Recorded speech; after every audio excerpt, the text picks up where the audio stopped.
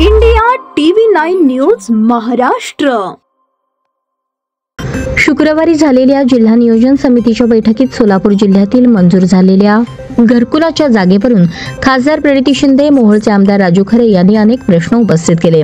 हा मुद्दा राजू खरे यांनी उपस्थित करताना मोहोळ तालुक्यात अनेक लाभार्थी जागा नसल्याने वंचित आहेत, त्यांना खरेच घरे मिळणार का असा प्रश्न उपस्थित केला।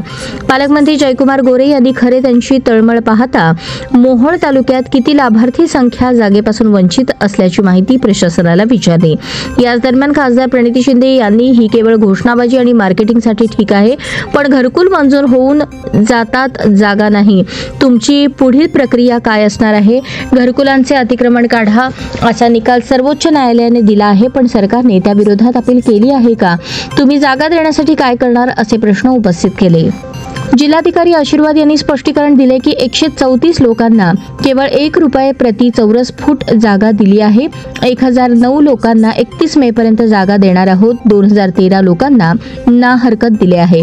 दरम्यान पर्यंत शिंदे यांच्या या शब्दांवर पालकमंत्री यांनी काहीशी नाराजी व्यक्त करताना, प्रणितीताई, मी तुमचा प्रचंड रिस्पेक्ट करतो, पण हे सर्व मार्केटिंगसाठी नाही, हा गोड गैरसमज काढून टाका।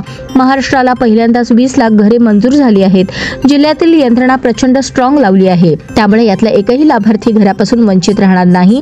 जिल्ह्याचा पालकमंत्री यांनी राज्याचा ग्रामविकास मंत्री म्हणून मी इथे ठामपणे सांगतो। आमदार सचिन कल्याण शेट्टी यांनीही पालकमंत्र्यांची बाजू घेताना, राज्यात एवढी घरकुले पालकमंत्री गोरे यांच्या प्रयत्नातून मिळाली आहेत। जागा नसेल तर पैसे देऊन लाभार्थ्यांना घर देणार आहोत, त्यासाठी आमच्याही तालुक्यात प्रशासन कामाला लागले आहे। शासनाचा हा निर्णय अभिनंदनास पात्र आहे।